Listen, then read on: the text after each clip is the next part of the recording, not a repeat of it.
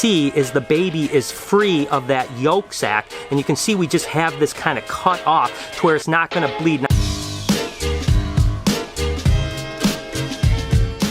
Hey, good morning everybody. Welcome to the vlog. I hope the start of your day is absolutely incredible. As for me, this is the last day here and I head to California, but I'm starting the day with a little bit of a problem I have to deal with. And by problem, what I mean is, remember that one-of-a-kind snake that was in the egg yesterday? And I wondered why it still had a lot of yolk left in it, and it looked a little bit like it wasn't going to hatch. Well, you can see right here how the umbilicus is actually wrapped around the animal. And so basically what happens is at some point that umbilical is wrapped around the embryo, and as it grows, it restricts, and eventually it can't absorb any more of the yolk, which means it's going to be a little bit smaller, a little bit malnourished, and we have to get that umbilicus off around it. Now, I've been trying to kind of massage it away because you can see there's still a bunch of yolk in here, but what I'm going to have to do is just take some hemostats and actually clip it, like, you know, clamp it off, and then cut the actual umbilicus, and at this point it's pretty much absorbed all the yolk it's going to. It still looks pretty decent, so I think it's going to be okay,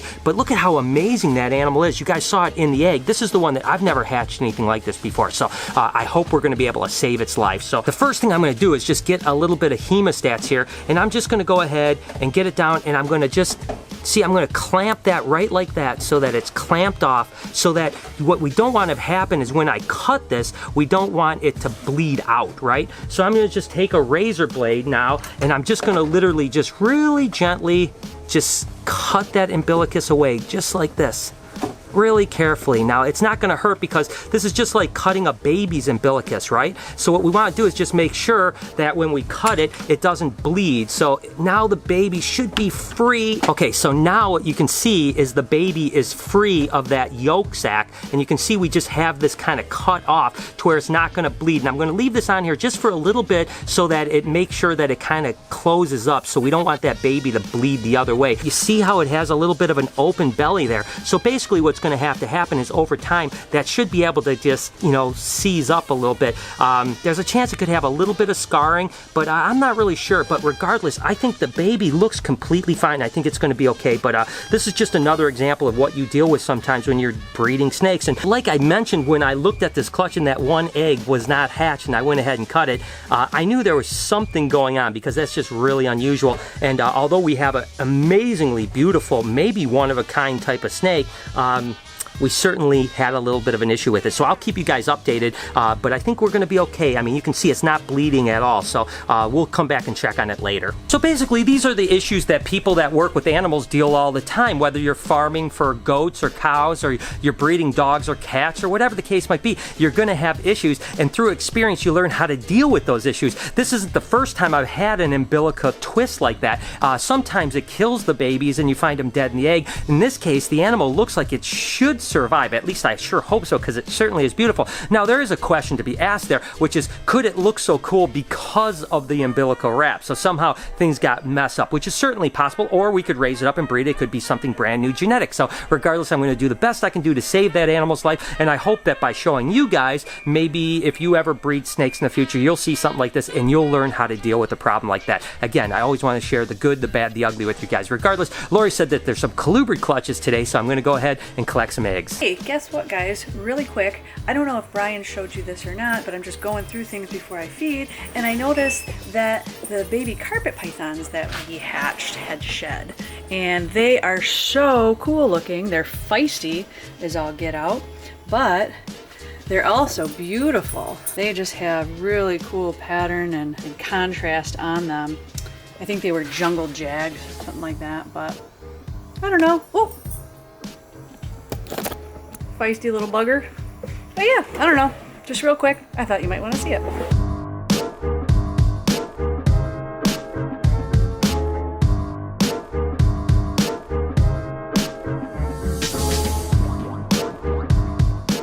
There's quite a few colubrid clutches that are going to be laid when I'm leaving, so I'm going to miss some really cool clutches. But hey, I've got a few clutches to still pull today, so hopefully I'll get my egg pulling fix in today, because it'll be 9 or so days before I'll be able to do it again. Hopefully there'll be some left and Lori doesn't take all the fun. This happens to be an anurethrystic Texas rat snake that's bred to a snow Texas rat snake. And again, I talked about those in the past, how it's kind of weird. Those just popped up in our collection. We didn't ever breed for them. They just one day we produced them and was like, oh, this is kind of cool. So anyways, let's see what she has here. She has, let's see, 1, 2, 3, 4, 5, 6, 7, 8, 9, 10 good eggs and a couple little slugs, but not bad for a second clutch. Next up is a leucistic Texas rat snake, bred to that really cool leucistic scaleless Texas rat snake.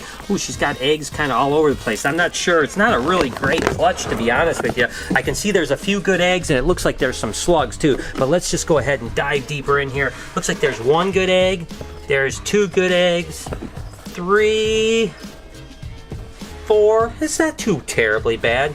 That looks like a bad egg and that looks like a bad egg. So it looks like there's 4 good eggs and 2 bad eggs. I remember this girl actually laid 11 good eggs the first clutch, so it's definitely a much smaller clutch, but nevertheless, these are going to be leucistic, which are those white snakes, and they're going to be het for scaleless. All right, and last clutch of the day is a het hypo Pueblan milk snake, and then we're going to check to see if there's any more baby snakes hatching, and then finally I have to set up some baby geckos. So let's see what this clutch is all about here. Again, a het hypo Pueblan. Looks like she's pretty deflated, which typically tells me that they're good eggs, but again, you just never know until you look at them. Let's see what's in here. Oh yeah, nice clutch. Look at that's a beautiful second clutch. Well, there is 1 little infertile egg in here, but that's okay. There's 2, 4, 6, 8, 10 eggs for a second clutch.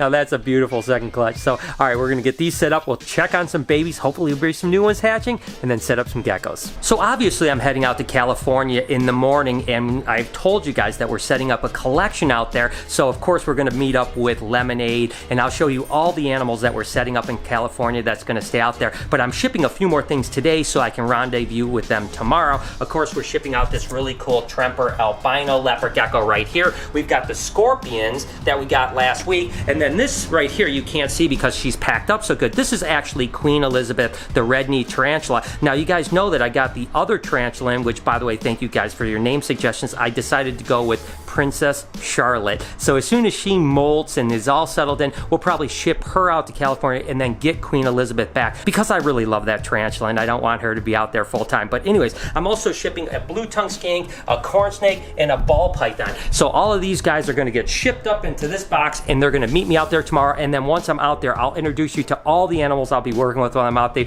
and they'll always be there getting taken care of by my friend Jason. Again, when I'm not out there, he's going to be using these animals for educational shows, for kids events, and all kinds of other stuff. So they're going to be great ambassadors. But these guys, get out there and I'll meet up with them tomorrow. All right, so yesterday we saw that there was a Mexican Black King. Oh, look at this. Another Mexican Black King clutch started to hatch right here. So you can see the little noses sticking out right there. That is awesome. And then these guys are the ones that were hatching yesterday. This one came out with a lot of pattern. Look at how much pattern that has. And the Mexican Black Kings typically will lose all that pattern as they shed a few times. They just turn jet black. So we knew those were hatching, but that new clutch is hatching. That's awesome. Let's check this next box. See, oh, look at that. Look at these little slices right there. You see that?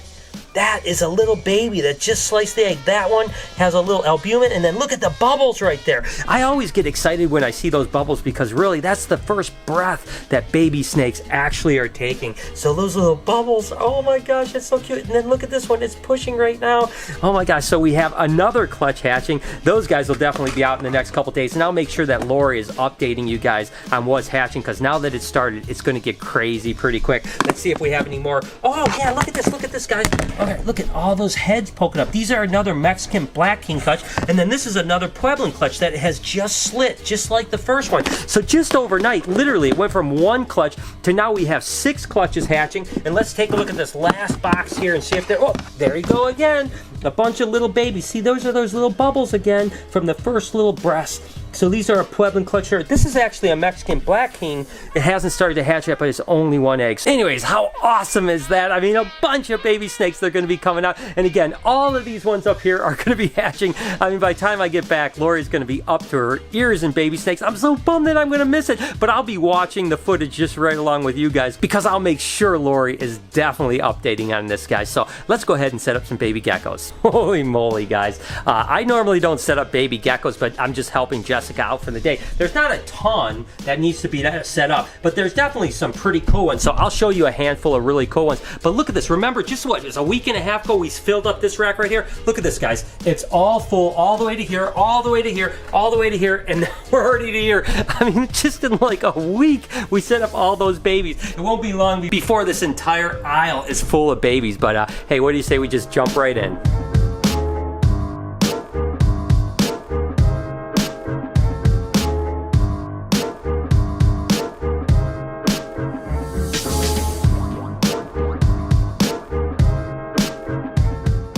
Okay, so I'm down to my last few geckos that I'm going to share with you. I kind of saved the best for last. Take a look at this little guy right here. That happens to be a hypo tremper white and yellow, and I just thought it was an absolutely gorgeous little gecko. And these guys always just make me laugh with their little screams when you're taking them out. These ones are really cool. These are actually, remember those total eclipse, which are the ones that are almost pied? So that's a super snow eclipse, and basically what it turns into is almost like a black with white blotching geckos. That's absolutely amazing. But this one is actually a total eclipse tremper. So this is actually the one that is lacking the color, so it's almost all white. So that thing is absolutely amazing. And as they get bigger, they're just really incredible. The other day we showed you an adult one that was all white like that, and wow, is that thing incredible. And then finally, I just have an affinity towards these animals right here, and these are actually just Mac Snow Bolds, but these are incredible looking. Ooh, come on, little monkey, what are you doing? But take a look at those ones right there. I mean, look at the pattern on those things. I mean, they are absolutely incredible. And I tell you what, when they're babies like this, they are definitely little feisty guys, and I just love them to death. And those things are just gonna become so beautiful. So geckos are absolutely hatching like mad here, and we're getting some of the best production that we've ever had. I am super excited at what a great job Jessica did. So guys, I'm gonna go ahead and wrap up here and say my goodbyes to my animals that I won't see for the next 9 days, but don't worry, Lori's gonna keep you guys updated, and we're gonna bring you on the adventure out in California where we're meeting up with a bunch of YouTubers. We're gonna have a lot of animals. We're gonna try to go visit a bunch of animal collections, as well as there's a huge reptile show next weekend in Pomona. It's called the Reptile Super Show. We're gonna try to get out there and show you guys the show. So don't worry, it's not gonna be any departure from the norm as far as animals go. I'm gonna take you guys along it, but I'm gonna wrap up here, say my goodbyes, and go meet up with Lori and Noah and get our final packing done before I head to California. Okay, so I am home with Noah, of course. We are heading to California in the morning. Yep. Are you excited?